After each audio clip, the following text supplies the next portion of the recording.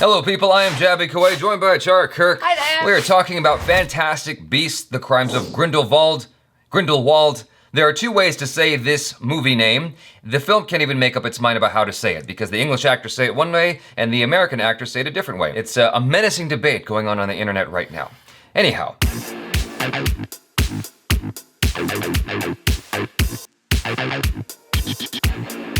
Before we jump into our non-spoiler review for this film, gotta say a couple of things. Thank you to Warner Brothers for inviting us to the screening of this film. Not only was it a screening, because normally screenings are just like on regular theaters. It was a screening in... It is gorgeous in IMAX. I'm not sure what they shot this on. I didn't bother to look that up before saying that sentence, but it was just gorgeous, the sound, everything. It was awesome. Yeah. And they also gave us donuts. Yes, oh my God, the donuts. Afterwards, we got to listen to a Q&A with the cast of the film and got to hang out at the wizarding world of Harry Potter. Yes. That was also cool. I've never done that before. Got to have butterbeer. There was this whole debate about what kind of butterbeer we should get, whether we should get the hot butterbeer, the cold butterbeer, the frozen butterbeer. She was getting the frozen butterbeer, Yep. so I'm like, okay, if she's getting that, what do I get, the hot or the cold? The cashier was like, you should get the cold, and then she accidentally ordered me the hot one, and I was like, screw it, I'm taking that, and it was tasty. It's so good. No regrets there. Lots of sugar, but it was tasty. I like it a lot, and I would go back again just for that. So anyway, I was not a huge fan of the first Fantastic Beasts and Where to Find Them. I thought the film was just a lot of setup, preamble, a lot of, preamble's not the right word, but it was just a lot of, you said exposition, yeah. Yeah. It was like, okay. And there was nothing memorable about the first movie for me, other than maybe Newt and, what's his name? Jason Kowalski, played by Dan Fogler. Jacob Kowalski. Oh yeah. Yes, that's how memorable his name is. Yeah, so Jacob and Newt, their relationship was the only memorable thing for me from the first film. Outside of that, I couldn't really tell you anything else about the movie that happened. It didn't move me the way any of the Harry Potter films did. When the trailer dropped for this, I got really excited because the trailer alone looked way better than the first movie, in my opinion. I gotta tell you, the film lives up to the trailer. It delivers. I was very, very happy with this movie. It moves. There's more action. The story's better in my opinion. I like the acting better. The visual effects is better. Yeah. There's more magical beasts as well. It's overall a more magical film. Yes. So I strongly recommend this movie. If you are excited, you have every right to be. It's a very good movie. Yes. It's not without its flaws, but I can't discuss those flaws without getting into spoilers, so I won't until we do our spoiler review later on. So we're gonna talk about a couple of things that we are allowed to do without giving anything away in the film. As you probably saw from the trailer, Dan Fogler's back as Jacob Kowalski, so you get to see more of the relationship between Newt and Jacob. If you like the relationship there in the first movie, you'll definitely be happy because there's more of that here. Yeah. And they play off of each other really well. Eddie Redmayne, he did a good job in the first film of really crafting a unique character, but I thought it was a little bit over the top in the first film. I think he brought it down in this film and just retained everything that made this character interesting and unique. Yeah, he definitely felt like a real person. Right, and one of the things you said before was that he felt more lived in. Yeah, because he's coming back to it for a second time. Right. So it would make sense that he feels more comfortable with his character now. I was initially reluctant about Jude Law being Albus Dumbledore. I wasn't like scared. I just had a slight reluctance, a slight reservation about him being Albus Dumbledore, the way he was doing it. It just seemed more Jude Law. I've been watching him for years. I don't mind that. Yeah, okay. Well, anyway, I was wrong. I think he did a great job as Albus Dumbledore. He really brought it to life. I believed him as a young Albus Dumbledore. Yeah, kind of like a renegade. Yes. I like it. One thing you see in the trailer is that we spend a little bit of time at Hogwarts. You see them spending time in the school. I actually really like those scenes a lot. I thought that was a great addition to the movie. I'm almost reluctant to say this part, but I actually liked how they portrayed Hogwarts in this film more than they did in the Harry Potter films. But I will get roasted in the comments for that once the film comes out. Johnny Depp, controversial figure in the film. I think that he did a great job. Yeah. I expect no less from him. It wasn't just him, it was also the way the film built up his character. They establish him as a very villainous person right away. He's a formidable adversary for the protagonist to reckon with. I was like, wow, he's a scary dude. And you see why people would either align with him or fear him. Yeah, because he's extremely charismatic. And it's also interesting as well, the relationship between Dumbledore and Grindelwald, which they showed a little bit in the trailer. I feel like it really gives Grindelwald layers as a bad guy because you kind of get a sense of who he was before and who he's become or becoming and how Dumbledore is, a part of all that. It's cool when you have a villain with a lot of layers. Yeah, because you kind of empathize with him, but not, and you're like, oh. One of the things you see is perhaps how a villain sees things, like how it makes sense to him. Exactly. And it gives you, as an audience member, like a sense of empathy for that character, a sense of understanding, and it makes them more compelling, more interesting. Exactly. So both, like, on the opposite ends of the spectrum, almost like the architect and the oracle in the Matrix. It's like Jude Law and Johnny Depp's characters are both very interesting. Yeah. I mean, that's a very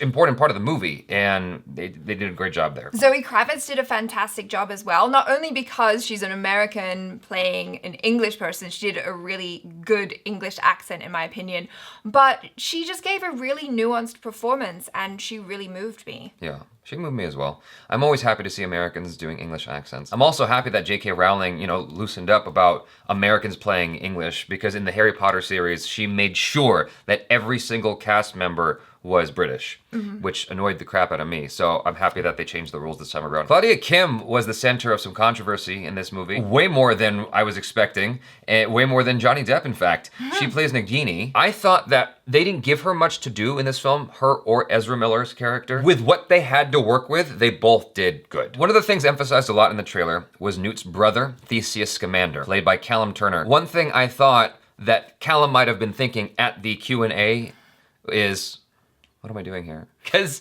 it's like he didn't really get to interact much with, like, he didn't get asked many questions. People did, because the fact of the matter is people don't know much about him. He's new.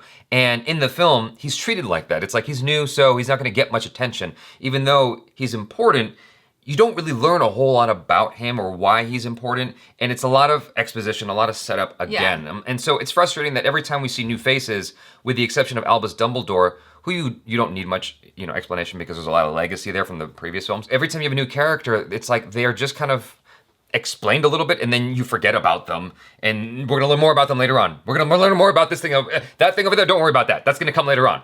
No, don't worry. J.K. Rowling's it's a setup. It's gonna come later on. I'm like, Yeah. no, I want something right now.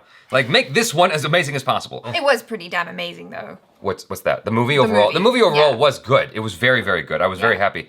But there are certain things that were left on the table and I'm like, okay, well, I can't, it's hard to give this a grade without watching all the films, right? And we can't do that for several years. Yeah. So I'm just taking the film on its own merits, basically. Right. If there's one word that I can use to describe this movie, it's magical. And a lot of that had to do with just the whole look of the film and the VFX. The fact that there were so many more magical beasts around and they looked incredible. I was so happy. Like I can't even talk properly because I just felt like a child just watching all the magical creatures from my dreams come to life. The visual effects was pretty good. I expressed some reluctance about visual effects in the film when watching the trailer, and the reluctance I felt, it was warranted when I watched the film because there were some visual effects in the movie where I'm like, oh, they could have improved that, they could have improved that. But overall, it was definitely really, really good. Yeah. I mean, it's a nitpick, honestly. I'm nitpicking at the visual effects going, oh, if this could have looked more, I don't know the terminology for visual effects, if they could have done another couple render passes on it or whatever. It would have looked nicer, but it was fine. It was adequate for the film. And I think that I never forgot I was looking at visual effects. Oh. And there are films where I forget that I'm looking at visual effects. There are films where I forget, like, oh, wow, like, okay, I mean, this is kind of a bad example, but when I was watching Benjamin Button, for instance, right. I completely forgot I was looking at visual effects throughout the entire film. Here, I never forgot. But the story is so compelling and so fun. The movie moves along so well. Characters are so interesting that it doesn't matter. It's fine. And you get to go to some cool new locations as well that, they're just stunning and magical. Like, that is the best word to describe this movie. The music was by James Newton Howard, and I thought that he did a good job with the score. I can't recall any particular motifs or themes other than the main one, but I liked his music. I thought it moved the film along pretty well. The director, David Yates, has done the majority of the Harry Potter films that exist, all the way back to Harry Potter and the Order of Phoenix, Half-Blood Prince, Deathly Hallows Part 1 and 2, and he's doing all of the Fantastic Beasts films. I think that he has a good eye, but there were some moments in here where I was like, I don't know why you're doing that, dude. In particular, when you first see Newt Scamander in the movie, there's a lot of POV shots. I'm not giving anything away that's like major. There's a lot of POV shots when he's interacting with people and I'm like, I don't know why he's doing this. It's just awkward that it's like suddenly a POV shot for no reason. It doesn't feel like it was warranted. And it didn't even phase you, No. did it? Yeah, okay. No. See, most people don't pick up on those kinds of things, and that's fine. Like, it's one of those burdens of knowing too much about movies where you're like, oh, why'd they do that?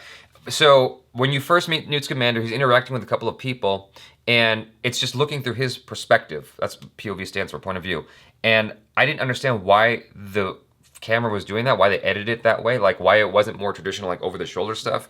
And it never comes back. It's a thing that's done once, and never returns. And I'm like, okay, so I really don't know why you did that there. If you were trying to save money because you didn't have Eddie Redmayne that day and you had to do pickup shots, like that's like, I'm assuming that's what it was. That makes the most amount of sense to me. Like Eddie Redmayne went on to something else and they forgot that they needed this particular angle, so they just did a POV shot to save them time and money. Otherwise, they were gonna have to pay like millions of dollars to have his mustache removed.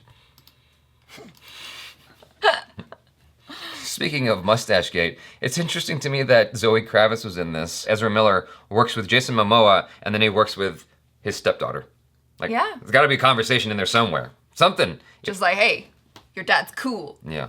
Assuming you're still here. If you're a parent wondering whether or not you can bring your kid to watch this, I'd say it's pretty kid safe. There are moments where it's talking heads, and I got concerned, and like, maybe kids will get bored watching this, but the kids seem to be doing pretty well with all the long Harry Potter films, so I wouldn't think that this would be too much of a problem for kids. And I think as a Harry Potter fan, I really enjoyed this movie, and I think it's such a great addition to the Harry Potter universe, really fleshing things out and giving more detail and life to the world that we already know and love. So the things that often don't get spoken about are probably like the costume design, the set design, all that stuff. And I think they did a great job there as well. Costumes were great. I mean, of course, right? Yeah. The set design was great. All of that stuff was great. Basically, everybody who worked on this did a fantastic job. It was a fantastic beast mode job. You guys did a great job. Awesome sauce to all of you. And hopefully later on we can show you guys the Q&A that we videotaped of the cast at Universal Studios. And hopefully I can get through saying the rest of this stuff for the end of the video. Awkward goodbye. If you're excited, stay excited. Go watch it when it comes out. Yay. Watch it in IMAX if you can. 4.5 out of 5 for me. yes, same. Love it. Love it. Yes.